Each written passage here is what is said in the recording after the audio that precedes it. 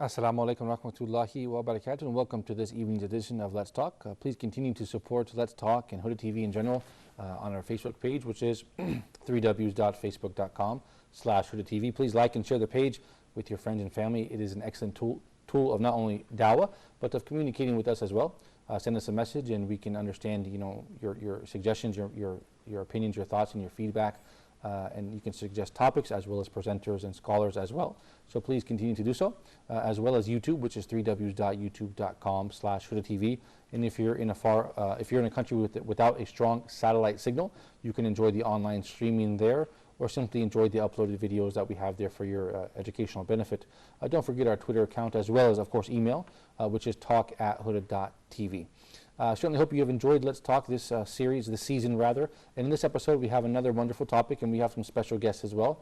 And what really makes this episode and this program special, I believe, is that we do have, in every episode, guests from different countries. In this episode, we have a guest from Nigeria, a guest from Alexandria, Egypt, a guest from London, as well as a guest from Guinea-Conakry, and I am from the United States as well. So 5 people on the set with 5 different backgrounds.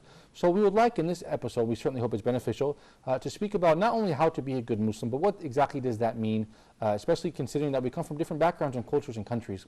So how is it and how can we practice Islam and be the best Muslim that we can be in different cultural settings and contexts? I think it's very important because as the environment changes around us, we do have to adapt to that to some degree without compromising our Islam. So let's talk about that. You guys, let me introduce my guest.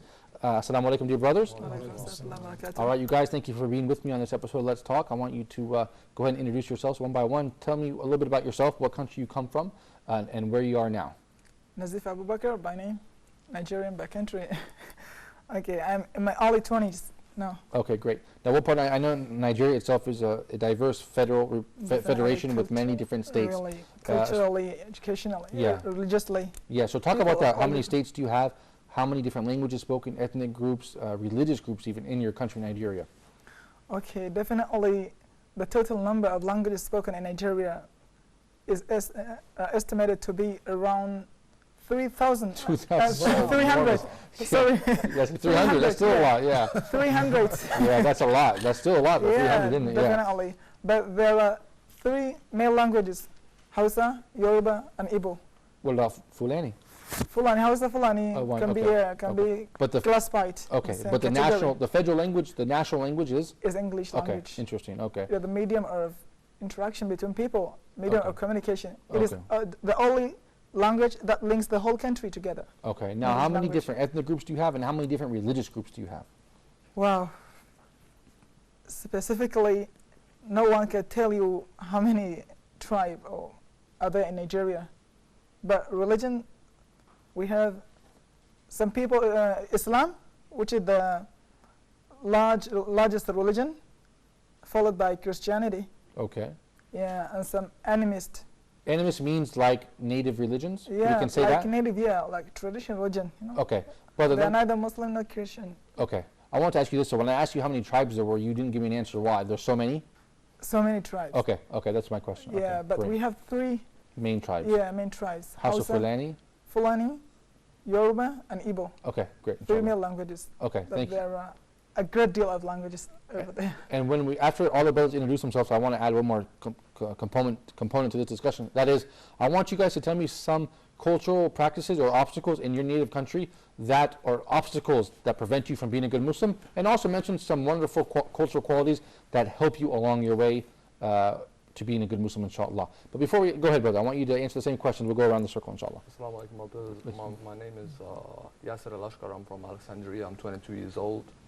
I'm doing a Bachelor of Commerce from Alexandria University. Great. In the 3rd year right now. Are you going to take any courses with you next year, or are you passing all your classes? Of course. No, I'm just passing, but maybe like after I'm done with my Bachelor, I'll go for some courses because you can't just live right now without any courses.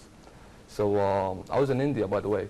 Okay, let's talk about that. Go ahead. I stayed there for 2 years, and I left there from Kuwait when I was 17 years old. So when I went to India, it was like a different place, different community, different culture, different place, a variety of various religions. Matter of fact, you got Hindu, Christians, Muslims, and of course the main one is our Muslims and Hindu and Christian. Okay. So basically, in New Delhi, in the capital, in the two largest cities in whole India, which is Mumbai, which it was actually Bombay, but they changed the name in America because every time an Indian calls American, it's like a Bombay, so bomb. So there's a bomb.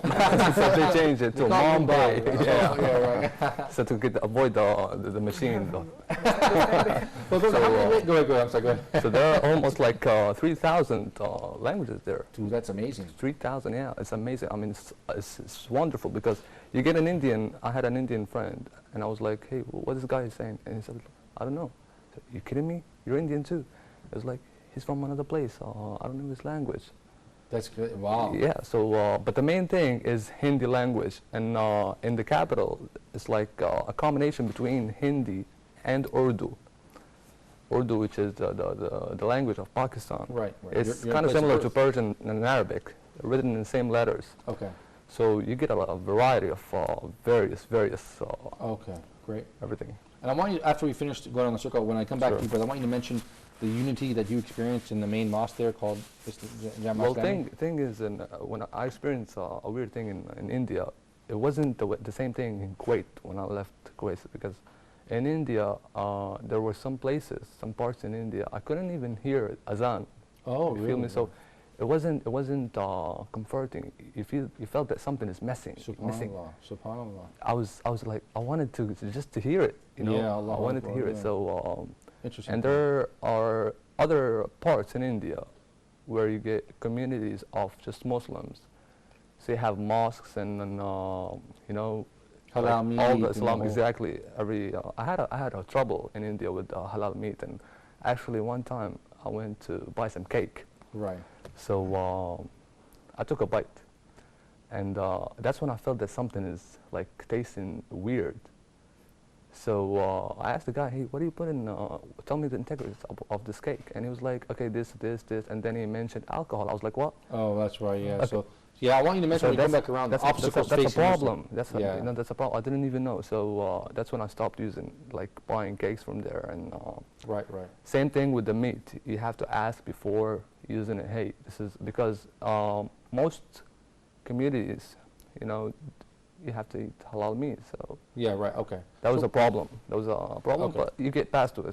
over it after some time, after you get used to it. Yeah, we'll come back around and Sure. talk about the challenges in India, inshallah. Sure. Brother Liz, I know you're from London. You've been on the program with me before. Thank you for being here.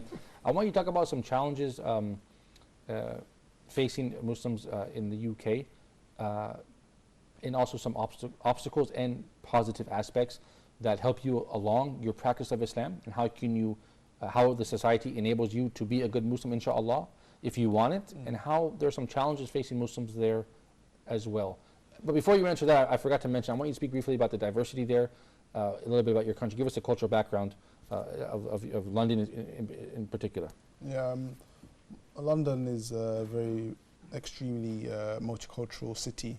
You have people from all over the world in London, from every continent, Okay. and you'll find everyone in London.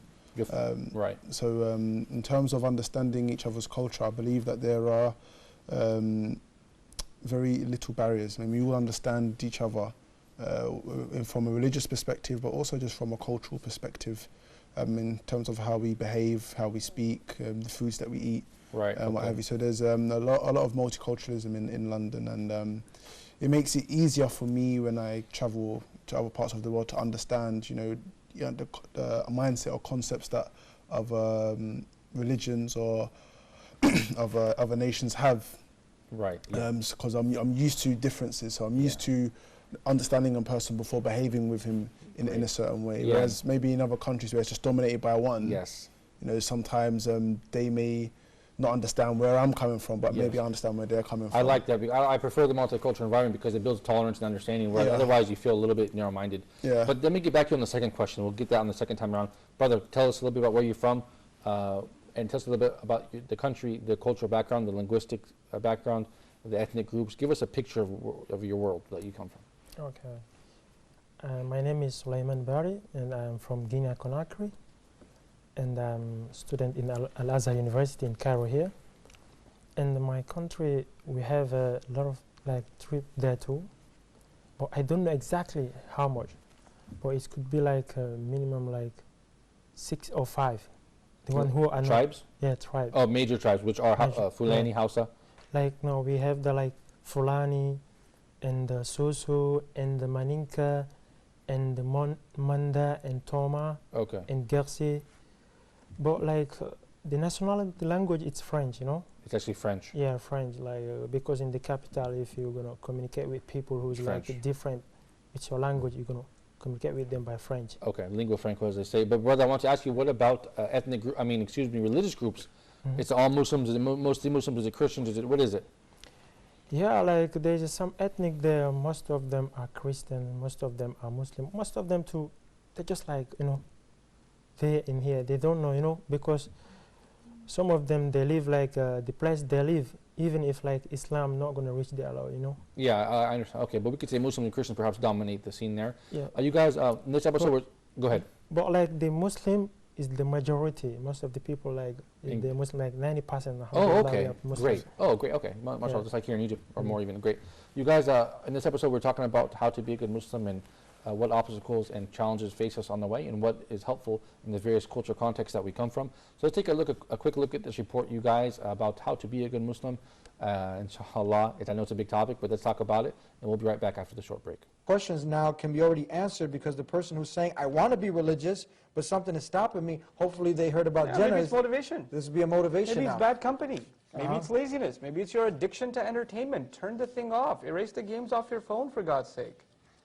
Get a life, really. People are so addicted to entertainment now, and then they say, I can't feel anything in prayer. Well, what a surprise. You have to get off of the screen. You just have to get off. It's ironic, we're going to be on a screen, but if you're going to be on a screen, be there for something productive. You get motivated to play the Xbox and to win the game and beat everybody at it. Yep. Right? And then you turn into a couch potato at the same time. It makes you less of a human. It really does. The only thing you can compare people playing video games, what other creature can sit in the same place for hours and hours and hours and not move? What animal on the earth can do that? I mean, even a snail is slowly trying to move from its position, right? Subhanallah. There's a really pathetic state for a person to be in, to sit for 2.5 hours before a movie.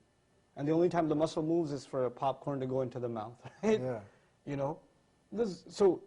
What a surprise you're not motivated. This is one thing. Bad company is another. A company that's in itself addicted to entertainment, what's it going to do for you? You have to be around people that are intellectually stimulating, that are doing good things around you. And a big thing also is to not be alone, especially for young people. When you're alone, you are shaitan's lunch. You're done. You're going to end up doing the wrong thing, I guarantee you. You need to be around in a safe environment. If you want to be alone, go to the masjid and be alone. Go to the masjid. Go sit in the library. Don't be alone. Don't be alone, especially not in your home. You have an internet connection at home, I don't need to say more. Don't be home. Cruising for a bruising, as they say. That's correct. Yeah. I didn't know they said that, but yes. Hope you enjoyed that report from Brother Eddie from the Deen Show, as well as Brother Nauman Ali Khan. Wonderful, beneficial. I certainly like what he said about the social media, although I always encourage everyone at home to like and support us via our social media platforms. I do believe it's important to unplug sometimes. I was at home last night, and I picked up a book written by Professor Dr. Donald Cole. It was titled "From My Road to Islam: From Texas to Saudi Arabia and Egypt." And sometimes it feels good to pick up an old hard copy of a book and enjoy it and read it. I know there's a lot of beneficial information online, but I think it's important to step away from that sometime and just kind of unplug. And perhaps this can help us on our way to being better Muslims, inshallah. Before the report, I did promise you guys we would speak about obstacles and challenges and things that are beneficial and helpful on our way to being good Muslims in the various cultural contexts that we come from. My participants this afternoon, or this evening rather, we are 5 in the studio, and we come from 5 different countries: Nigeria, Egypt. Also, the Egyptian brother Yasser has stayed in India for some time. A brother from the UK, as well as Guinea-Conakry in West Africa. So it gives us different experiences that we can share with you guys. So let's talk about that. Let's go to my right, Brother Nadif. Talk to me about some cultural practices in your culture, the Hausa culture, in Nigeria, perhaps at large, that is somehow an obstacle. It creates problems or challenges on your way to trying to be a good Muslim, and also share one of those, and also if you can share another one on the other side, a Nigerian cultural practice that helps you facilitate your way to being the best Muslim that you can be. Okay, Islam came to Nigeria thousands of years ago. But as we know, the real practice of Islam, like in the way of, according to the Quran and Sunnah, we have difficulty following this, especially youth. Because now, mashallah, there's kind of renaissance, Islamic renaissance is taking place in Nigeria. But all people, elderly people, they are used to following the old way, the old system of practicing religion, for example, traditional religion. Right. Just Brother, I'm sorry to interrupt you. We're going to take a short break, but I want to get back to this point because you said there's a renaissance of Islam in Nigeria, yeah. which is very interesting. Let's get back to this point. We're going to take a short break. You guys stay tuned for more Let's Talk. We will be right back.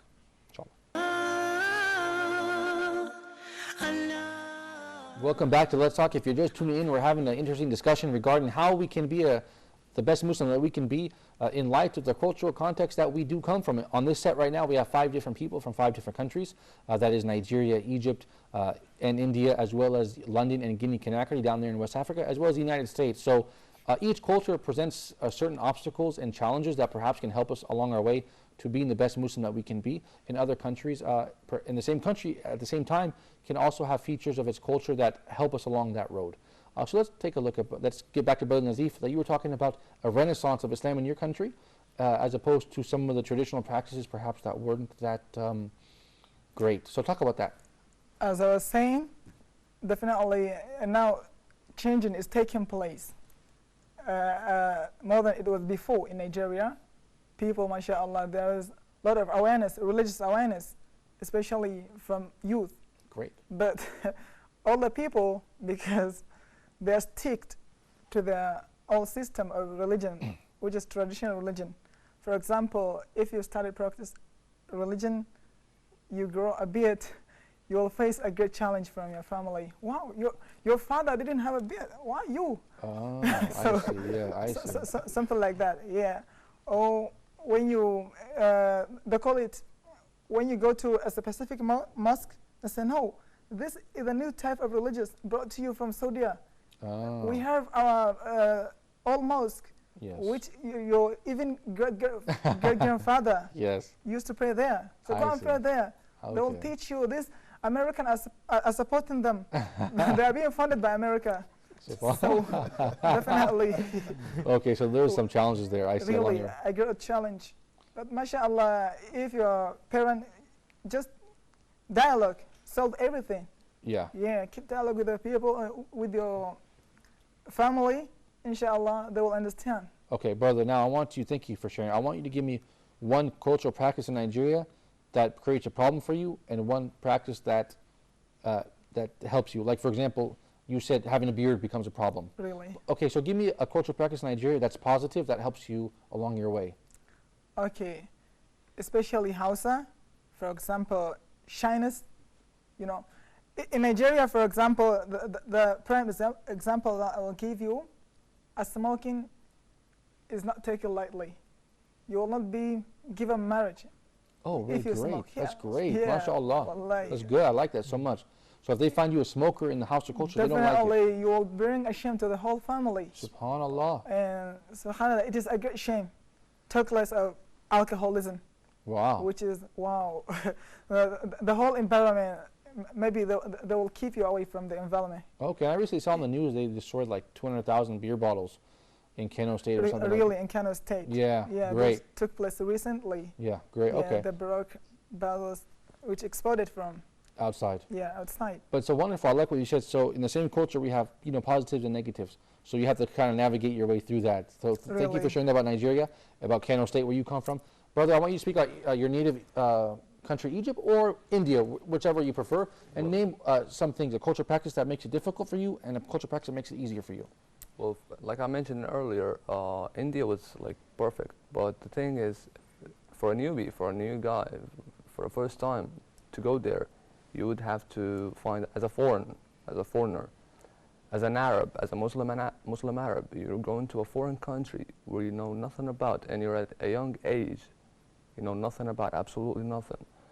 So you have to go to these obstacles to learn from. Yeah. So that's what happened.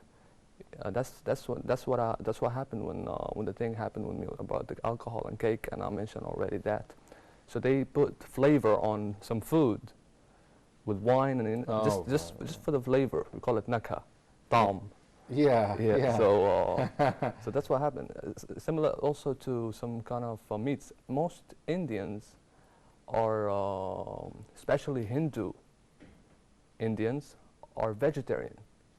They don't Right. go for meat. Okay. Why? Because they think that God created the animals just like He created you. So what gives you the right to right. to eat that? But I mean, it's a blessing that we have Islam, alhamdulillah. So Yeah. that's why, I mean, your body does need everything. Right. Does It needs need protein. meat Yeah. and veg, everything. Certainly. Everything does something to your body, to your mind, or to your soul, whatever. So anyways, the thing is, the good thing about India, Yeah, what tell me the happened- positive thing, something that That's helps you. the positive thing about India is that the Muslim community there is united. Great. They're just one. You really truly feel that there are just one community. Whenever you need something, you know, a Muslim Indian, an Indian Muslim would do much better for you. You feel that I felt welcomed actually. They all will just welcome me, inviting me to numerous events. Marvelous. A guy, a friend, a doctor of mine. He's a friend, he's not my doctor. His profession is a doctor, Yeah. but he's a friend of mine. So he took me once to this building. Matter of fact, when I was young, my father was telling me a story about this one man, like years ago, maybe hundreds of years ago, and he went to a mosque, and he didn't find anyone praying in the mosque. So he went outside, and he found some people working in a building, you know, building the building. It's just, Right, some workers. Yeah. So he called them, and he said, "Okay, come on to the mosque, and I'll give you some lectures, and I'll pay you money. I'll pay you just the same amount that you are Working thinking, for. but all you're gonna do is just sit comfortable and just listen. And at the end of the day, you're gonna walk away." And that's what happened. And he started teaching them about Islam. He started MashaAllah. teaching them about Islam, and day and day, on and on, each day it kept going, just like this, until this man passed away. He died. So his students got impressed. They were so touched by this, what happened. So they continued doing what he did by spreading the same thing, you know, Yeah. trying to Yeah, make mashallah. people come for. So this story, my father said it, mentioned it to me when I was young. When I went to India, this friend of mine, the doctor one, the surgeon, he took me to this huge building. It's like a mosque, a big mosque, but each floor got their own nationality. Each floor got their own nationality. Like Yeah. you find Americans, Europeans, Chinese, Russians, Arabs, Asians, Australians, you know, whatever you can imagine, you find there like a community for each community, a floor for each. So we were sitting in Ramadan having iftar, and that's when the surgeon, he was sitting right next to me, and he told me, "Hey, do you see that man over there with the beard?" And I looked, and he was like, you know, a righteous man. You could feel that, like he's so, you know, you'd respect him without even knowing him. So I was like, yeah, I see. He said, and then he told me the story and said, that's his grandson. Oh, subhanAllah. So I was just like crying, like a little. So Yeah, it was subhanAllah. amazing, you know, the spirituality in some places. Yeah. Thank you, brother. That's it. Yeah, because so basically, on one hand, it's difficult to find halal meat, or you don't know the That's ingredients. Right, yeah. On the other side, you find a Muslim community there, united, That's right. and you find beautiful events like this and spirituality is Matter there. of fact, they're tight even like much more than most Muslims, because sometimes after prayer, or as they call it, namaz, sometimes we don't even do sunnah. We Right. don't pray this 2 rakats We after. run, They do like they're much better. Okay, so Yeah, thank you, Go brother. on. Yeah, great point. Right. Before I go back to here to my left, brother, I want to take a quick look at this report, which is regarding this topic, how to be a good Muslim, you guys. So check it out. Stay tuned, and we will be right back after this report. The more good deeds you do, the more Allah loves you. In Sunan ibn Majah, Talha ibn Ubaidillah, you all know him, may Allah be pleased with him. One of the 10 heaven-bound companion of the Prophet ﷺ, one of the most beloved companions to the Prophet ﷺ. He says that I saw in a vision, I slept and I saw in a dream. And before he saw that dream and he told us about that dream, he is telling us that two men from a region up east came and reverted to Islam. They accepted Islam. So they were brothers. One of them was much better than his brother in worship. So he prays a lot of nights and he fasts a lot of days and he does a lot of good things, gives in charity. And this particular person, the one who does good deeds, went to battle and was martyred in the sight of Allah Azza wa Jal. So he's a shaheed. So what more do you want? He's a companion, he does a lot of good deeds, and he died as a shaheed. 1 year later, his brother died normally, naturally. So he said, I went to bed one night and I saw in a dream that I and these two men were outside of paradise waiting for the gates to open. So the gates of paradise were opened and they called the one who died a year after his brother, the one who did not do a lot of good deeds, the one who was not martyred. And it was closed. And after a while, the doors were open again and the other person, the martyr, was admitted. Talha says, I wanted to go in and the angels told me, it's not your time yet. And I woke up. So I spoke about my dream to everyone around me and people were shocked and astonished. How is it a person who dies as a martyr and he did so many good deeds, he was much more enthusiastic than his brother, yet his brother is admitted to paradise before him? There's something wrong. And this dream reached the Prophet ﷺ and he heard what the people were talking about. So he called them and he said, what are you wondering about? They said, oh Prophet of Allah, he dies a year after this martyr and he didn't do as many good deeds as he did, yet he is admitted to paradise first. So the Prophet said, ﷺ, how long did he live after him? And they said, 1 year. He said, did he fast Ramadan? They said, yes. How many days did he fast? How many prayers did he offer? How many prostrations did he give? More than the man who was martyred a year ago. By Allah, what's between them is like what's between the heavens and the earth.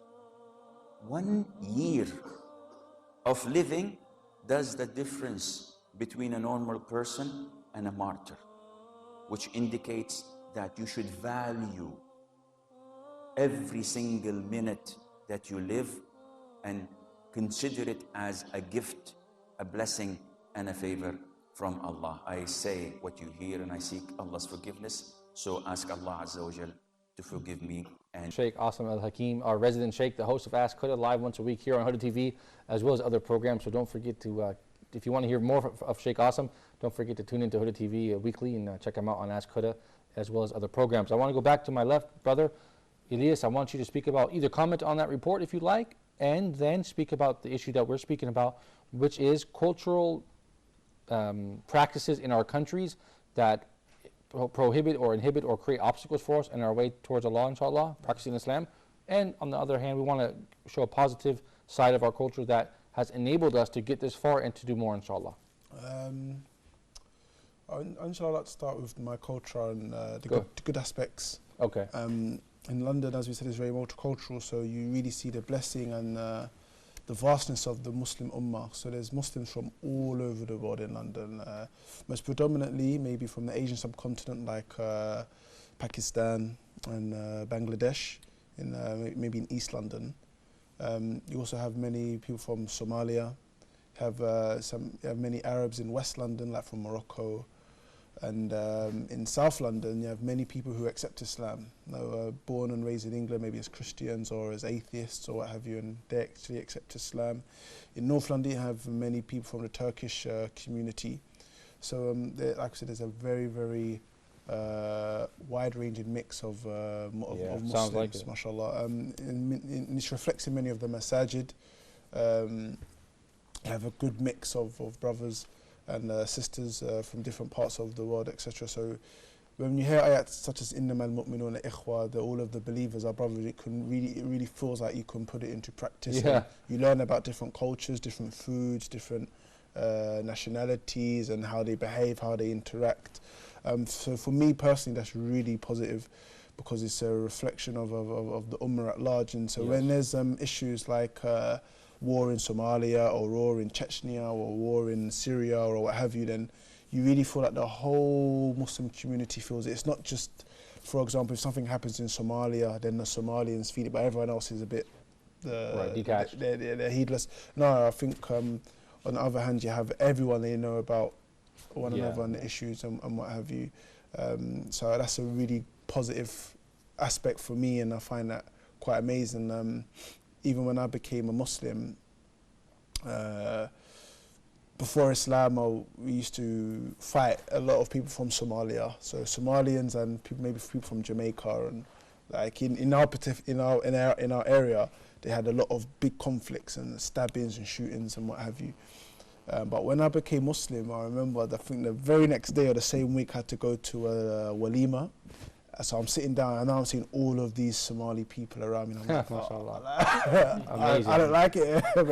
but you know what? It's amazing how Allah turned the heart from me having just blind hatred towards them to actually, like, people from Somalia becoming the most closest friends to me. Yeah, amazing, huh? So, and there's so many examples like this in people before Islam. They used to, like gangsters, they used to try to shoot each other, kill each other, and then after they become Muslims, that hatred just turns into love.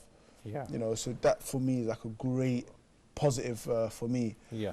But on the other hand, because there's so much diversity, there is sometimes prejudice. Yeah. And can we get back? Can we take a short break and continue this point? No. Okay. You guys, we're going to take a short break. We're having an interesting discussion. I hope you're enjoying it as well, as much as I am. Stay tuned. We'll be right back for the final segment of this edition of Let's Talk.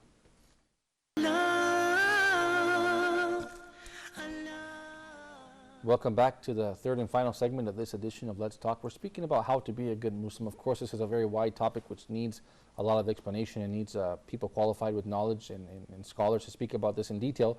However, we are approaching this issue from the cultural context and standpoint. As we are on this set today, we have 5 people from 5 different countries.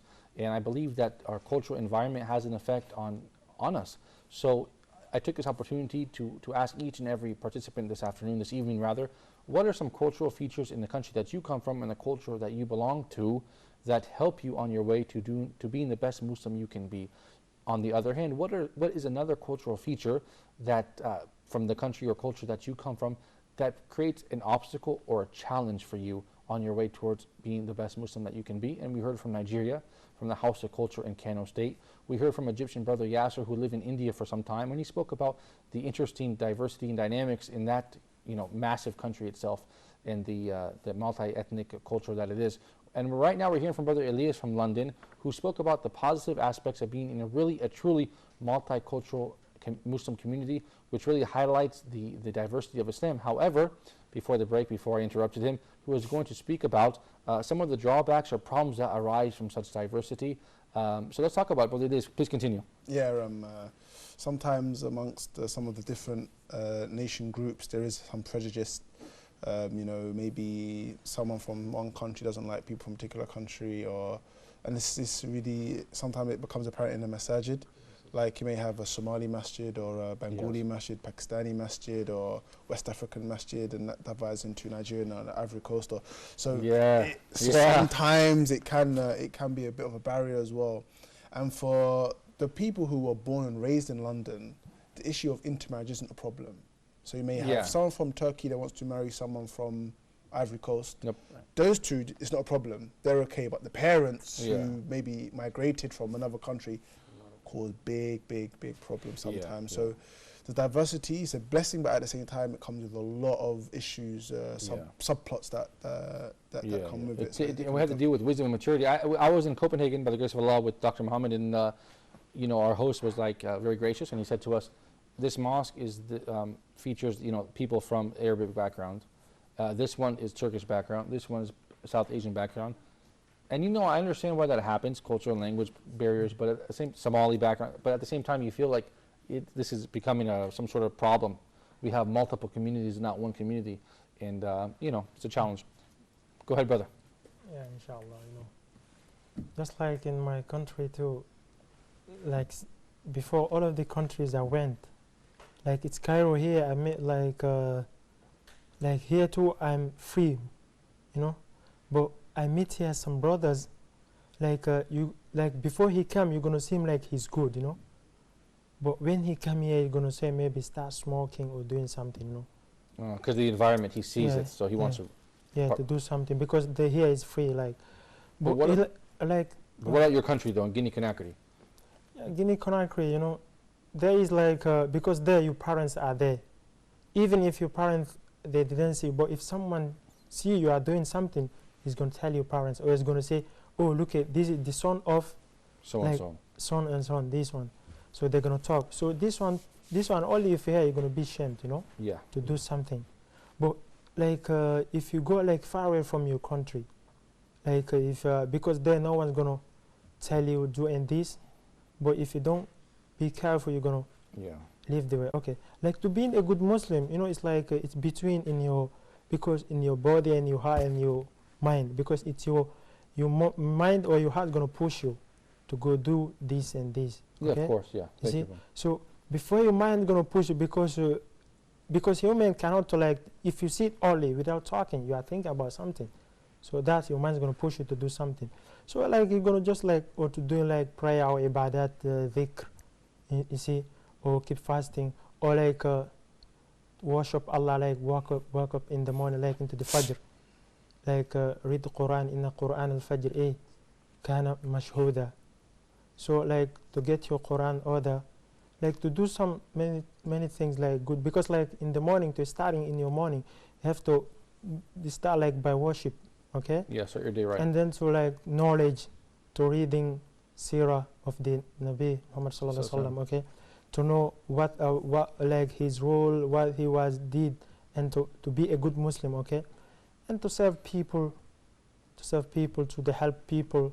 Like we have another story like about the Prophet, peace be upon him. Like when like he was helping, one lady was helping him to carry off his things. He was going somewhere, and then but the lady doesn't know it's the Prophet. He just like talking, just telling like the Prophet, there's a one guy, he is come from Mecca here. He talking about religion, about like do prayer and this and this. This guy is not good. The ladies are like swearing the Prophet, but the Prophet doesn't like tell him directly, okay? Right, right. Okay, but she just like keep like talking about something is not good about the Prophet, but she doesn't know is the Prophet as helping her, okay? And then when they reach the place or the place like where the lady Yeah, was where they're going, going, right. okay? And then you know like nothing, the lady doesn't ask the Prophet what's your name, and then the lady asks the Prophet, what's your name? Oh, and then the Prophet said, my name is Muhammad. And then he tell his name, and then say, wow, it's you. So that means it's you, Muhammad. Yeah. Prophet subhanallah. sallallahu say, mashallah. Yeah, great point. Because brother. like to serving people, mashallah is good. Yeah. So and then she, mashallah, She sees the happy. good manners, yeah. Yeah. But I want to mention, you had mentioned when you left your country for another country, some people go astray. Yeah. But this doesn't just apply to Egypt. No, this applies, or Guinea-Conakry. This applies to anybody who travels outside their country. Like I am in a foreign country, you were in a when you were in India, because nobody's watching you. So in order to be, this is a test to really be a good Muslim, right? Yeah. Nobody can see what you're doing. You're in Cairo. Nobody can see you in Kano State. Nobody, when you were in India, could see you in Egypt, right? No one can see you back home what you're doing now, unless they will turn on the TV. But you know my point. So I think it's important. This is also part of being a good Muslim. Nobody's watching over you except Allah. So you have to keep it. Go ahead. Just on that point, there's a famous story, I believe it's attributed to Imam Malik, rahimahullah, in which he was going to school with some other youngsters. And the parents, they started complaining, saying all of the teachers, they're favouring this boy. No, they're saying this boy is better than all of the other children. Why? And so the teacher said, okay, I'm going to show you why he's better than everyone else. And so the teacher, I think, gave them some sweets or some money and says, you have to put this in a place where no one can see this. No, hide these where no one can find it. So the children, they all run away and they all come back. And I believe, I'm not sure if it's Imam Malik, but I heard it was attributed to Imam Malik. Okay. So Imam Malik comes back and he still has the sweet. And so the parents, they've been gathered and they're all asking, you know, okay, what's the outcome? Why have you brought back all of the sweets? And he says, I realised that no matter where I put it, Allah's watching me. SubhanAllah, Yeah. Yeah. And so all of the parents said, okay, this is why Yeah, we yeah. understand Yeah, now. SubhanAllah. So it's an important point that no matter where we are throughout the world, if we just remember that Allah's watching us, then it shouldn't matter where we put, no matter what culture we're in, no matter what setting we're in, inshallah, we should always be try our best to be Our good best. Muslims, Yeah, inshallah. thank you, brother. And I don't really need to share my experience Actually- because Brother Ilyas basically said it for me because we come from similar backgrounds, so I don't need to repeat it. Go ahead. I believe that any Muslim who would leave, who would go to anywhere, he should represent his community. He should represent the Ummah of Islam, because whatever you do, you're a reflection of the rest of the rest of you. So whatever Yeah. you do, you have to be careful. Like represent your Ummah right. Be cautious. Like smile. Yeah. Greet people. Say assalamu alaikum. Make a like good behavior. Set an example for others. Make them like so eager to find out, Yeah. hey, why are you doing this? Be the reason why they become That's Muslim, right. not why they don't like Muslims. Encourage Yeah, them. So this is Yeah. a very, people should like. And this could be accomplished very easily just with some good manners. Mm. Yeah. You know, it's a great opportunity. I want to mention it. We only have a couple minutes left. If we can just go back really quickly around one time. Sure. I feel like sometimes if you put, as a Muslim, if you put your religious beliefs, if you give them a higher value than the culture beliefs, whatever culture you come from, even if it's in a Muslim country, then it makes you loved by some and hated by others, or liked and disliked a little bit. I feel this. Do you feel the same way? Really. Tell me why. Okay, definitely. Wherever you go, you have to put Allah as the observer. Don't care about what other people say, whether for or against you. So, normally, when we're in a community, for example, in an Islamic community, we have a tendency of practicing Islam. But when we're out, it's a nature of a man, you know. Right. When right. you're out, To be dragged to definitely, when you're out, Yeah. some people are ashamed to. Everybody feels this at some point. Me too, I feel this definitely. But you have to know that Allah is watching you and you're doing it not for the sake of showing. Yes. Showing off. Thank you. Yeah. That's Just good. put Allah at the center of your eye. Don't care what other people say.